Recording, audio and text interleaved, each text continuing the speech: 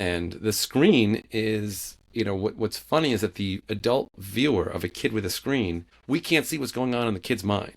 And so the alarmists have us scared that these kids' brains are melting between their ears, even though it's the most preposterous idea, which is a moment of thought. Like, we use our phones all day long to do work, to interact with our friends, to learn about the world, right? My phone, I rarely even use my laptop. My phone is extraordinary. My quality of life is just, I'm talking to you for Christ's sake. So we know that there's a lot going on here, that our brains are not just melting, even though some people convince themselves that they're addicted to their phones. Again, it's complete nonsense. And when we look at a kid, when a kid is doing a jigsaw puzzle, you can see like, oh wow, they're struggling to see how the piece fits. I can see what's going on in their head. But when they're watching Peppa Pig, I can't see what's going on in their head.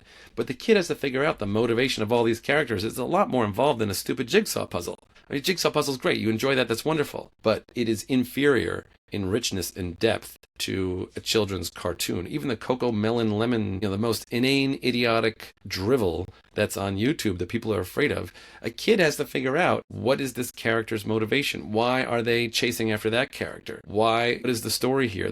They're putting together a puzzle in their mind of thousands of different abstractions and different types of abstraction. Again, there's humor, there's the excitement of a chase, right? There's storytelling, there's all these different things that are going on in any children's cartoon. If your 18-month-old is trying to figure out Peppa Pig, that would be astonishing, right? That would be such an amazing, you'd be so thrilled that your 18-month-old, I mean, obviously some people would be scared that they're watching a screen, but I would be thrilled that an 18-month-old is engaging with this storytelling. And so, it would tell you that something's going on in their mind.